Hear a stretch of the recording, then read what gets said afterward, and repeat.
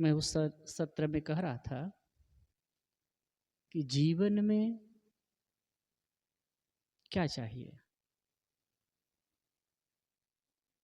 हर आदमी को वैसे देखा जाए भौतिक दृष्टि से तो रोटी, कपड़े और मकान की आवश्यकता है। रोटी चाहिए, आप यहाँ भात खाते हैं तो भात, मतलब खाने के लिए कुछ चाहिए। पहनने को कपड़े चाहिए और रहने के लिए घर चाहिए। और उसके बाद क्या आवश्यकता है? लेकिन इतना ही हो जाए, इतना ही मिले तो क्या आदमी सुखी रह सकता है? इसके अलावा क्या चाहिए?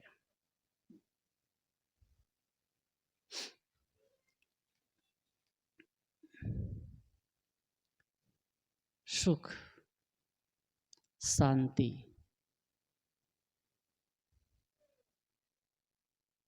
चाहे आदमी कुछ भी करता हो, शांति चाहिए, सुख चाहिए। कहा जाता है अरस्तु के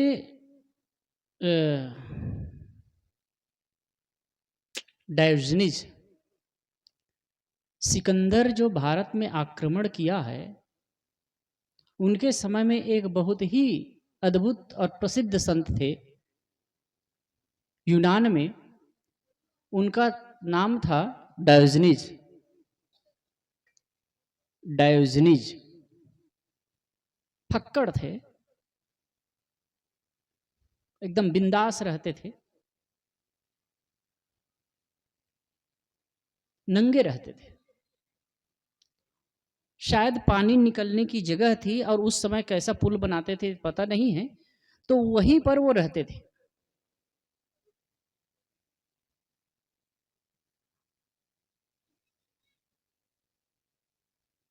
सिकंदर उनसे प्रभावित थे, उनसे मिलने के लिए गए।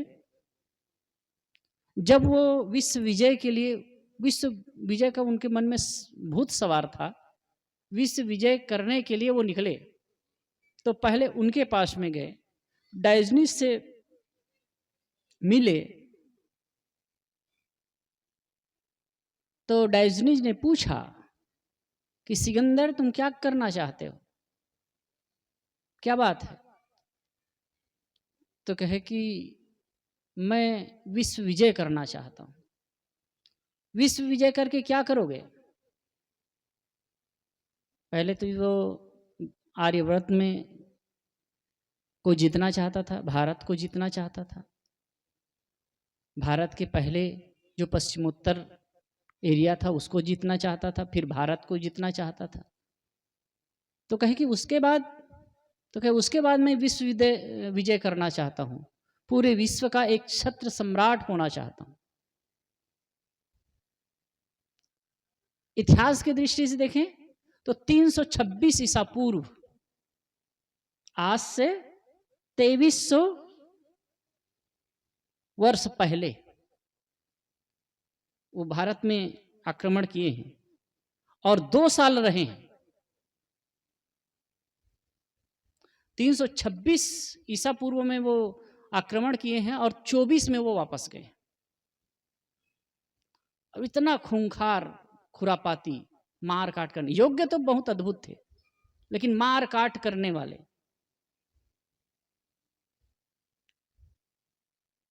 डायोजनीज ने पूछा ये सब करके क्या हासिल करना चाहते हो, उसके बाद क्या करोगे? तो शांति से रहना चाहते। तो डायोजनीज ने कहा सिकंदर, शांति से रहने के लिए ये उफान शैतानी करने की आवश्यकता नहीं है। सब चीज को ये सब उतार फेंको और आ जाओ मेरे साथ, शांति से रह लो। वो तो नंगे रहते थे, सब उतार फेंको, आ जाओ। अद्भुत बात, ऐसा तो कर न सका। उसने कहा जरूर सिकंदर ने कि गुरुदेव, अगर मैं विश्व विजय नहीं कर सका तो मैं आपके जैसे जरूर हो जाऊंगा। न तो वो विश्व विजय कर सका और न ही डायोजनीस जैसे हो सका, और बीच में ही वो मारा गया। ये उसकी स्थिति थी। मेरे कहने का मतलब कि आदमी कुछ भी करता है, उसके पीछे शांति, सुख। आप घर परिवार बसाते हैं, घर में रहते हैं, क्यों? एक आदमी घर छोड़ता है, क्यों? सुख के लिए। एक आदमी घर बसाता है, क्यों? सुख के लिए। एक आदमी संपत्ति छोड़ता है, क्यों? सुख के लिए। एक आदमी संपत्ति के पीछे भागता है, क्यों? सुख के लिए। कहीं ना कहीं बुनियादी भूत तो होगी ना।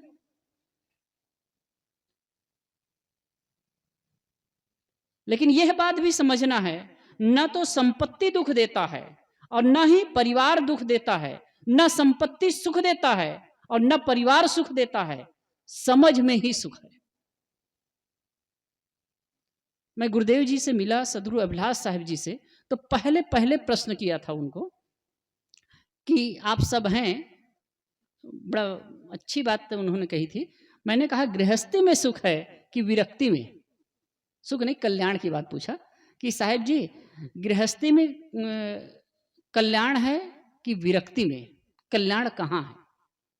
तो साहब ने बहुत बढ़िया बात कही थी, न तो कल्याण गृहस्थी में है और न कल्याण विरक्ति में है, कल्याण समझ में है।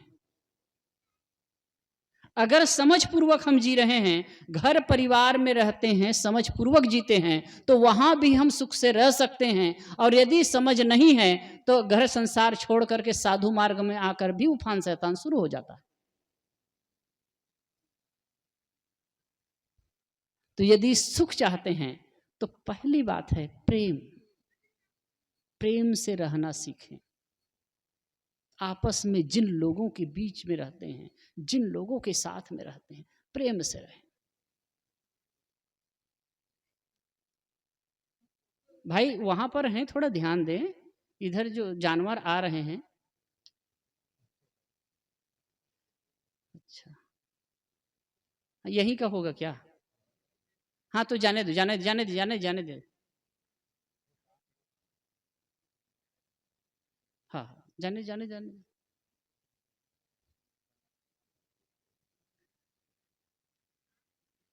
वो खोल के रखो ना भाई।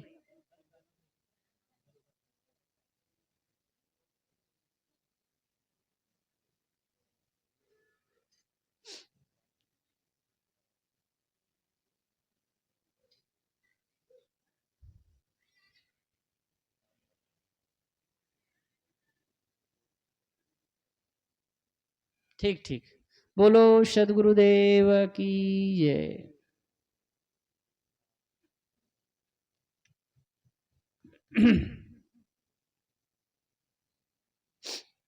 प्रेम निश्चित है, जहां रहते हैं कोई भी कार्य क्षेत्र में, हर जगह तो परिश्रम की आवश्यकता है। परिश्रम करते हैं, मेहनत करते हैं, तन लगाते हैं, मन लगाते हैं, तो कुछ भौतिक क्षेत्र में सफलता मिल पाती है। और जीवन में अनेक प्रकार की समस्याएं भी आती है। ऐसा तो नहीं है कि आप कुछ व्यवस्था कर लें फिर जीवन में समस्या ना आए। समस्या तो आएंगी ही, आप उससे बच नहीं सकते। और इसी से कभी कभी उलझने भी आ जाती हैं। लेकिन आपस में कैसे रहना है, उन चीजों को अपने जीवन में, अपने व्यवहार में, अपने संबंधों के बीच ना आए, इसके लिए क्या करना चाहिए? इसी में समझ की आवश्यकता है, समझ की आवश्यकता। और यदि आपका मन प्रेम पूर्ण है, प्रेम की बात मैं इसलिए कर रहा हूं, आप लोगों ने एक घटना सुनी होगी। एक मां थी, उसका जो बेटा था छोटा सा, करीब डेढ़ साल का, तो वो दूध एक दिन फ्रिज से निकाल रहा था। देखो कैसे होता है, मन में प्रेम का भाव होता है तो क्या होता है, और प्रेम ना हो तो क्या होता है। तो वो दूध निकाल रहा था, जैसे दूध निकाल रहा था तो वो गिर गया फ्रिज से। गिर गया तो उसकी माँ उस समय उतना झुंझलाई थी, वो किसी बात को लेकर गई और 2-4 थप्पड़ बच्चे को जड़ दी, दूध गिरा दिया। अब बच्चा रोने लगा। ठीक यही घटना कुछ दिन 2 दिन के बाद में फिर से घटी। फिर बच्चा निकाल रहा था, अब छोटा सा अबोध बालक, 1.5 साल की उम्र, और फिर वो निकाल रहा था 1.5-2 साल का, तो वो निकाल रहा था, फिर से गिर गया। तो माँ का मन प्रेमपूर्ण था उस समय, वो किसी बात को लेकर के मगन थी। तो कहा कोई बात नहीं बेटा, गिर गया तो कोई बात नहीं, खेल ले, फिर साफ करूंगा। घटना वही है, बच्चा वही है। एक बार एक घटना में वो रिएक्शन दे रही है, बच्चे को मार रही है, और दूसरे बार में रिएक्शन प्रेम का दे रही है। ये सब होता है घर परिवार में, आप लोग भी करते हैं। एक भाव में परिवर्तन होता है, व्यवहार में परिवर्तन आ जाता है, और वो एक क्षण के लिए नहीं आता है, वो बहुत लंबे समय के लिए वो समस्या खड़ी कर देता है, लंबे समय के लिए समस्या खड़ी कर देता है। कभी कभी आदमी गुस्सा से कुछ बोल देता है ऐसी बातें, और वही चीज आगे के लिए दुख का कारण बन जाता है।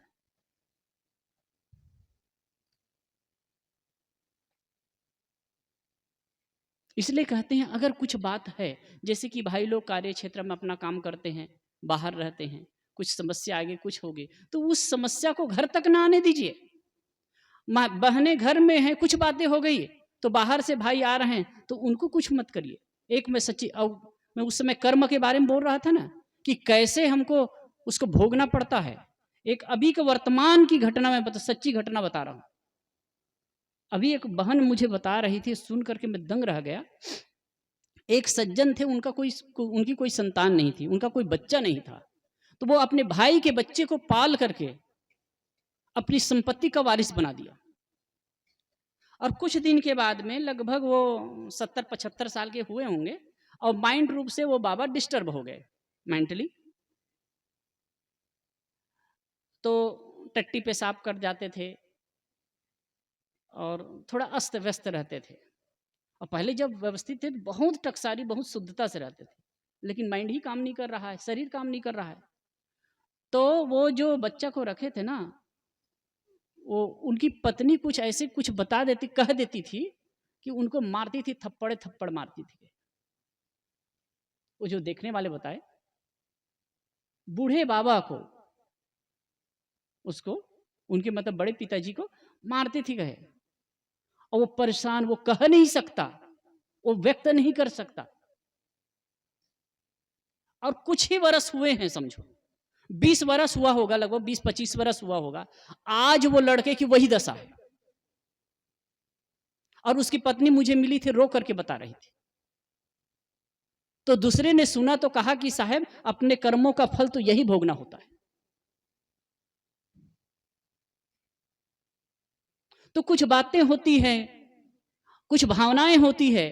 अगर मैं उस समय वो घटना बताया था ना, कौवे का और गधे का, तो आप किसी चीज को आप वृथा मत करिए। जो कुछ है ना, यही करनी है, वही भरनी है, और इस अस्तित्व में आप देते हैं ना, वही मिलता है, वही मिलता है। इसलिए प्रेम देना शुरू करें, प्रेम दें।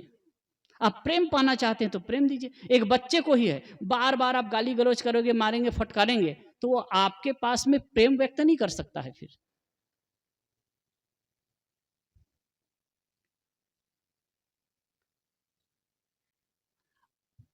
तो हम जो चाहिए, प्रेम चाहिए तो प्रेम देना सीखें। एक पशु से भी हम प्रेम से व्यवहार करते हैं तो वो भी हमारे प्रति प्रेम प्रदर्शित करता है। और मनुष्यों के बीच है तो मनुष्यों के बीच तो प्रेम चाहिए। कई बार शिकायत होती है बड़े बुजुर्गों की भी, कि हमारे घर परिवार में प्रेम का माहौल नहीं है। तो कभी कभी होता है क्या, सास सासू है, बहू है, अगर वही गलती उसकी बेटी करती है तो कुछ नहीं कहती है, और वही गलती उसकी सास कर रही है, यानी उसकी अगर बहू कर रही है, तो फिर उसका भाव बदल जाता है। एक बात कहते हैं, घटना, एक बार क्या है कि एक पिता पुत्र बाहर बैठ करके चाय पी रहे थे, सवेरे का समय था, अखबार पढ़ रहे थे, चाय पी रहे थे। उसी बीच में घर के अंदर से प्लेट टूटने की, गिरने की आवाज आई। तो पिता ने कहा कि बेटा जा तो देख, तो ये आवाज कहां से आ रही है, यानी कि क्या हो गया, किसके हाथ से प्लेट टूटा। तो कहे, बेटा ने कहा कि पिताजी जाने की आवश्यकता नहीं, मैं यहीं से बता सकता हूं। तो कहे कि कैसे, क्या तुम अगम जानी हो, क्या अंतर्यामी हो क्या। तो कहे नहीं मैं बता सकता हूं। तो कहे किसके हाथ से टूटी है, किसके हाथ से प्लेट टूटा। तो कहे कि माँ के हाथ से। तो ये कैसे पता चला, तुम्हारी पत्नी के हाथ से भी तो गिर सकता है, टूट सकता है। तो कहे नहीं, माँ के हाथ से टूटा है। तो कहे कि अगर कि पत्नी के हाथ से टूटता तो फिर से आवाज आनी शुरू होती, माँ की आवाज आती, लेकिन माँ की आवाज नहीं आई, इसका मतलब है कि माँ के हाथ से टूटा है। तो ये दृष्टिकोण होता है। आप प्रेम देना सीखिए, प्रेम पाएंगे, ये सहज बात है। और एक दूसरे को समझ करके, कई बातें तो ऐसी होती है जीवन में हम देख सुन करके करते हैं। दूसरी थोड़ी सी बात मैं कहूं, दूसरी बात है त्याग। सुख चाहते हैं ना, शांति चाहते हैं, तो त्याग चाहिए, त्याग की भावना हो, क्योंकि एक दिन सब छूटने वाला है ना, कुछ रह जाएगा, सब कुछ। इसलिए अपने अंदर त्याग की बात हो। कई बार लोग मिलते हैं, इतनी बढ़िया बात करते हैं। एक ने अभी कहा कुछ समय कि अपनी कमाई का 10 हिस्सा दान ऐसी जगह में करना चाहिए जहां आवश्यकता हो, जहां दिन दुखी हो, जहां कोई कुछ अच्छा काम होता हो। तो मैंने कहा क्यों करना चाहिए, मैंने कहा क्यों करना चाहिए, साधु कोई नहीं कहा है, वो भगत ने कहा, उस सज्जन ने कहा। भगत भी नहीं कहना चाहिए, वो कभी आते भी नहीं है। तो उसने कहा इसलिए करना चाहिए कि एक दिन सब छूट जाने वाला है, और त्याग करने से एक भावना अच्छी होती है, सद्भावना जगती है, और दूसरों का काम भी होता है। तो हमको प्रकृति ने दिया है तो कुछ तो करना चाहिए। मैंने कहा बहुत अच्छी बात है। और वाकई में जो कोई दूसरे को देता है ना, दूसरे देने की भावना होती है, उनके अंदर प्रसन्नता और सुख तो होता ही।